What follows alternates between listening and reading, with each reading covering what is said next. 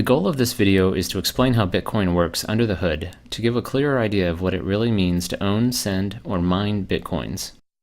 First, a brief high-level overview of what Bitcoin is.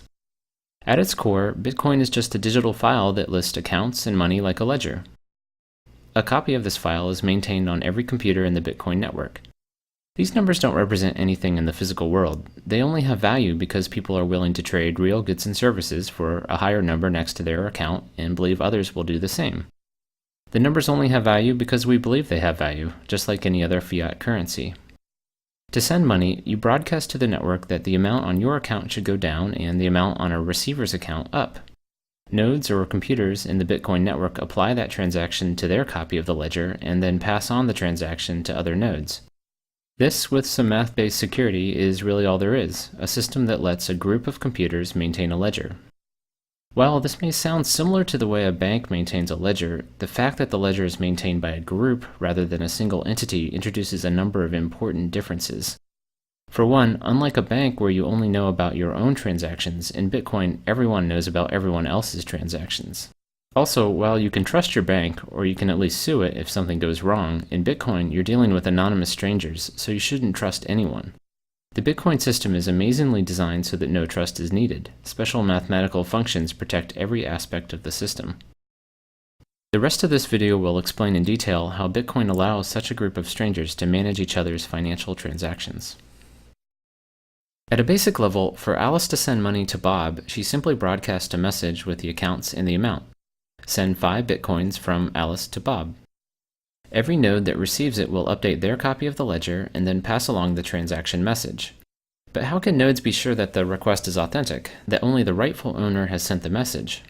Bitcoin rules require a kind of password to unlock and spend funds, and this password is what's called a digital signature. Like a real handwritten signature, it proves the authenticity of a message, but it does so through a mathematical algorithm that prevents copying or forgery in the digital realm. Unlike a simple static password, a completely different digital signature is required for every transaction.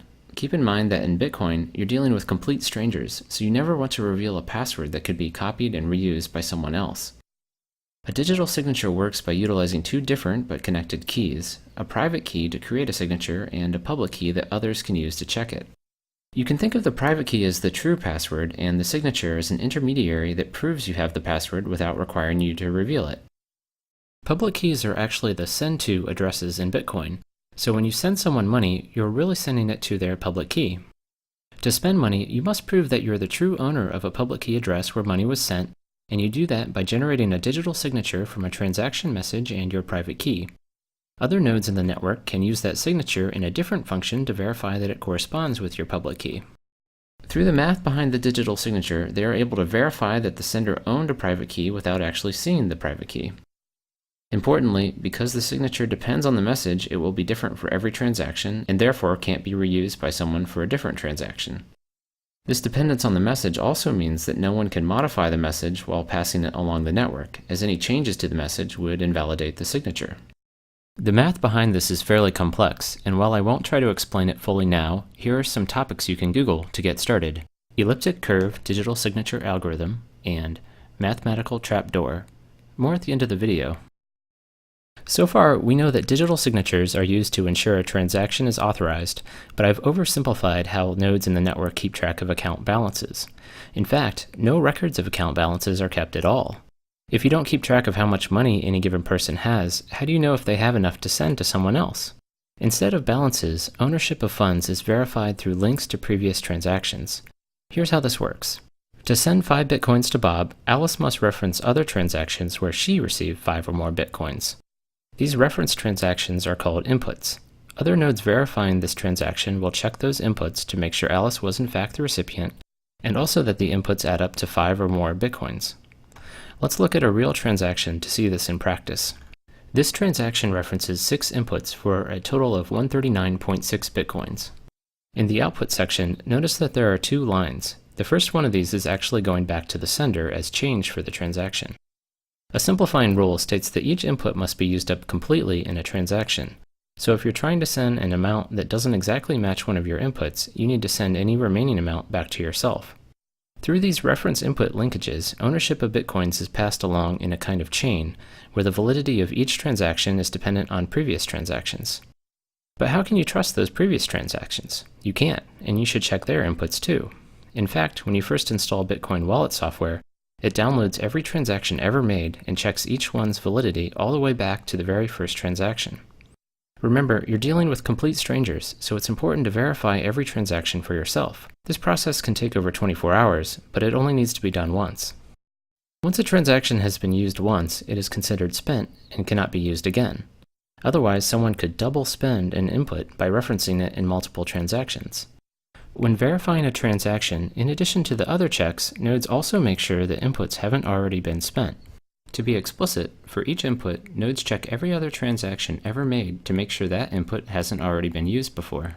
While this may seem time-consuming as there are now over 20 million transactions, it's made fast with an index of unspent transactions.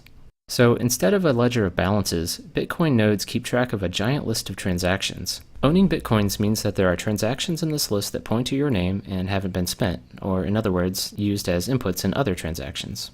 One interesting consequence of this ownership structure is that figuring out your own balance requires iterating through every transaction ever made and adding up all your unspent inputs. Another interesting note about transactions is that the system can support more complex ones than simply sending funds to one person. You may have noticed a cryptic-looking line of text in the output shown previously. It turns out that outputs are more like puzzles to be solved rather than simple to addresses. Rather than emailing, sending money in Bitcoin is more like putting money in a public locker and attaching a math puzzle that must be solved to open it. The puzzle is defined using a special scripting language, and while it's typically designed so that only a single owner of a public key can solve it, more complex conditions are possible. For instance, 2 out of 3 signatures could be required for an escrow-based transaction. Another example is the very first Bitcoin transaction ever made, which was a puzzle that anyone could solve.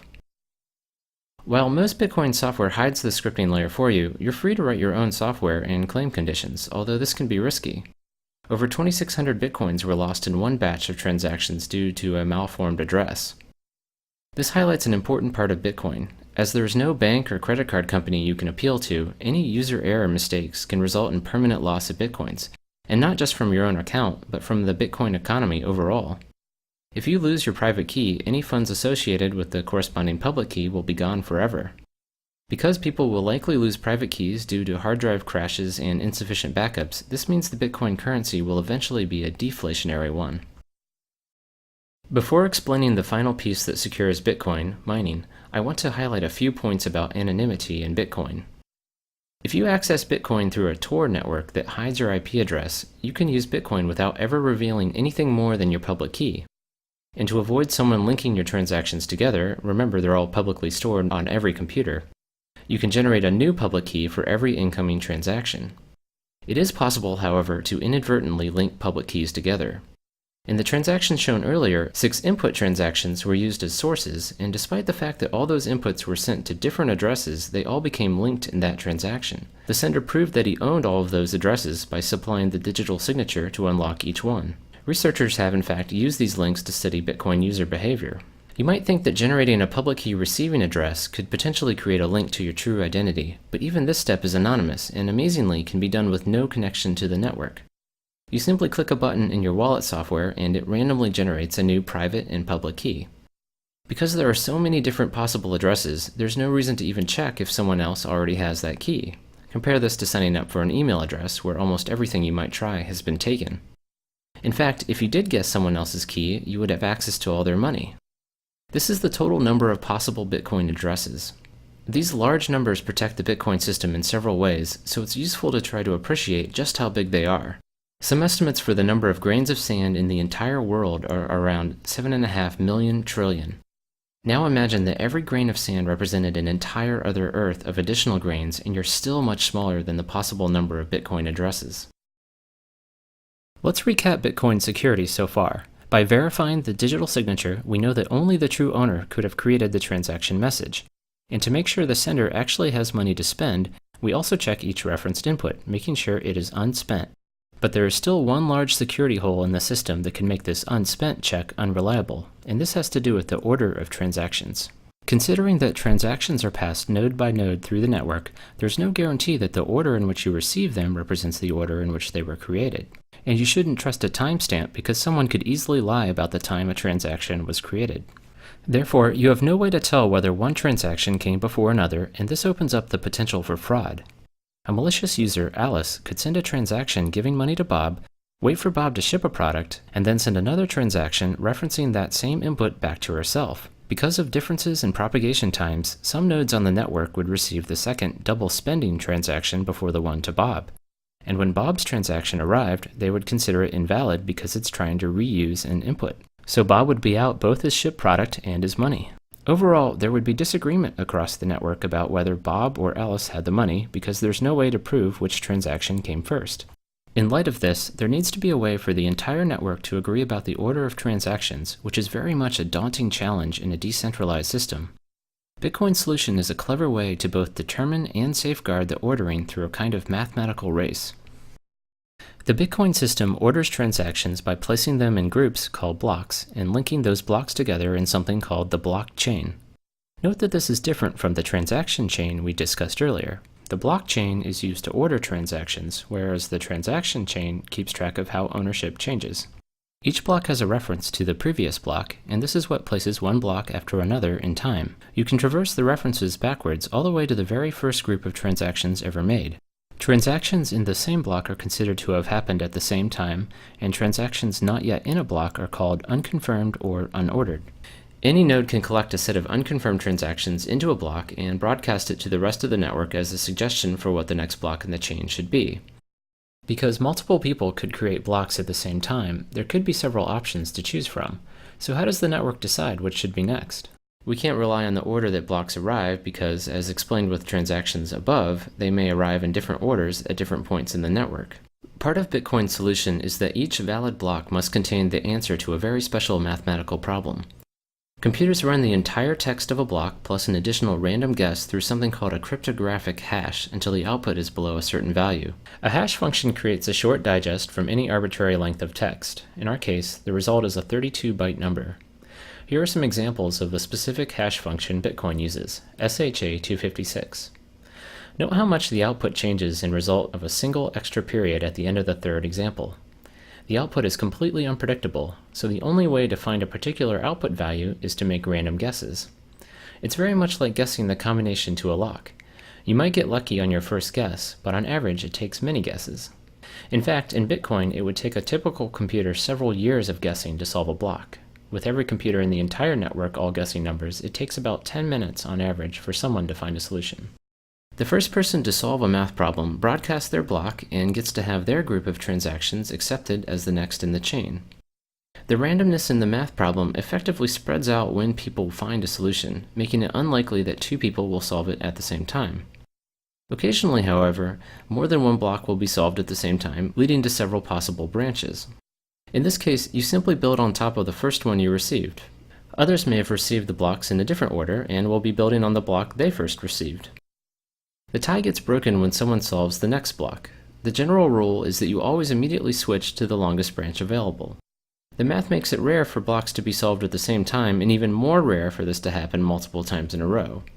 The end result is that the blockchain quickly stabilizes, meaning that everyone is in agreement about the order of blocks a few back from the end of the chain. The fact that there's some ambiguity in the end of the chain has some important implications for transaction security. For instance, if your transaction finds itself in one of the shorter branches, it will lose its place in line within the blockchain. Typically, this just means it will go back to the pool of unconfirmed transactions and be included in a later block. Unfortunately, this potential for transactions to lose their place opens the door to the very double spend attack that was our original motivation for an ordering system. Let's look at how a double spend attack would work in the system described so far. A fraudster, Alice, sends money to Bob. Bob then waits for the transaction to get confirmed into the blockchain and then ships a product. Now, because nodes always switch to a longer branch, if Alice can generate a longer branch that replaces the transaction to Bob with one to someone else, his money will effectively get erased. Bob's transaction will initially get tossed back into the unconfirmed pool, but since Alice has replaced it with another transaction that uses its same input, nodes will now consider Bob's transaction invalid because it's referencing an already spent input. So how does the ordering system prevent Alice from defrauding Bob? You might think that Alice could pre-compute a chain of blocks to spring on the network at just the right time, but the math puzzles in each block actually prevent this. We need to look a little deeper into the cryptographic hash explained earlier to fully understand why. As mentioned previously, solving a block involves trying to get the cryptographic hash of the block to be below a certain value, and you do that by trying different random numbers at the end of the block. Once solved, the hash output is like a fingerprint that uniquely identifies that block. If even a single character in the block is changed, the block's hash would be completely different, just like we saw before when an additional period was added. The hash output or fingerprint is actually what's used as the previous block reference. One result of this is that there's no way to switch out a block in the middle of the chain, because the hash value for the new block would be different and the next block's reference would no longer point to it. And subtly, but even more importantly, a block cannot be solved before the previous block is solved. The previous block reference is part of the text that goes through the hash function, so any changes to it would require resolving. Getting back to Alice, this is why she can't pre-compute a branch. She can only start solving blocks once the block she wants to build on is solved and its hash value is known. She is therefore in a race with the rest of the network until Bob ships a product, which is when she wants to present a longer branch. One last question is whether Alice might be able to outpace everyone if she had an extremely fast computer or perhaps a room full of computers. But even with thousands of computers, she would be unlikely to win the race to solve a block because she isn't racing any one computer, but rather the entire network. You can think of it like a lottery. She can operate thousands of computers, or equivalently buy thousands of lottery tickets, but even then, it's much more likely that someone else would win. She would need control of half the total computing power in the entire network to have a 50% chance of solving a block before someone else, and much more to have a high probability of winning several blocks in a row faster. So transactions in the blockchain are protected by a mathematical race, one that pits an attacker against the entire rest of the network. A consequence of blocks building on top of each other is that transactions further back in the chain are more secure. An attacker would have to outpace the network for a longer amount of time to carry out a double spend attack, replacing a block further back in the chain. So the system is only vulnerable to a double spend attack near the end of the chain, which is why it's recommended to wait several blocks before considering received money final. One last comment on the blockchain before explaining the final pieces of the Bitcoin system. Amazingly, nothing described so far requires any trust. When you receive information from strangers in the Bitcoin network, you can check for yourself that block solutions are correct. And because the math problems are so hard, you know that there's no way any attacker could have generated them on their own. The solutions are proof that the computing power of the entire network was brought to bear. Now that we've discussed how money is transferred through digital signatures and transaction chains, and how the order of those transactions is protected in the blockchain, let's go over the final piece, where Bitcoins come from. To send money, you must reference a previous transaction where you were the recipient, but how do coins get into this ownership chain in the first place? As a way to slowly and randomly generate and distribute coins, a reward is given to whoever solves a block. This is why solving blocks is called mining, although its real purpose is to verify transactions and safeguard the blockchain. Every 4 years, the block reward is cut in half, so eventually no more coins will be released. About 21 million in total will be created. Bear in mind that you can send down to 1/100 millionth of a Bitcoin, so the total number available will likely not limit the currency's usability. Once the block rewards cease, what incentive will miners have to process transactions? In addition to the block reward, miners also get any transaction fees that can optionally be included with transactions. Right now, miners will include transactions with no fees into blocks because their main incentive is the block reward. But in the future, transactions will likely be processed in order of the fees attached, and ones without fees will likely be ignored. So sending money in Bitcoin will probably not be free, but will hopefully still be cheaper than current credit card fees. As mentioned before, on average, it would take several years for a typical computer to solve a block, so an individual's chance of ever solving one before the rest of the network, which typically takes 10 minutes, is very low. To receive a steadier stream of income, many people join groups called mining pools that collectively work to solve blocks and distribute rewards based on work contributed. These act somewhat like lottery pools among coworkers, except that some of these pools are quite large and comprise more than 20% of all the computers in the network. The fact that some of these pools are so large has some important implications about security. As mentioned before, it's very unlikely for an attacker to solve several blocks in a row faster than the rest of the network, But it is possible, and the probability increases as the attacker's processing power gains in proportion to the rest of the network. In fact, one of these money pools, BTC Guild, has solved 6 blocks in a row by itself and has voluntarily limited its members to ward off distrust in the entire Bitcoin network. Even with substantial computing power, the farther back in the blockchain a transaction gets, the harder it would be for an attacker to change it. The current recommendation is to wait for a transaction to make it into at least one block or get one confirmation before considering it final. And for larger transactions, wait for at least 6 blocks. In light of BTC Guild's ability to solve 6 blocks in a row, you might want to wait even longer. By design, each block takes about 10 minutes to solve, so waiting for 6 blocks would take about an hour. Compared to the several seconds a credit card transaction takes, waiting this long for a confirmation may seem burdensome, but keep in mind that credit card customers can claim a stolen card months later to have charges reversed from merchants, called chargebacks, so Bitcoin is actually much faster from a merchant's perspective. The particular choice of 10 minutes was somewhat arbitrary, but extremely short times could lead to instability and longer ones would delay confirmations. As more computers join the network and specialized hardware is designed specifically for mining, the block solution time would get very small.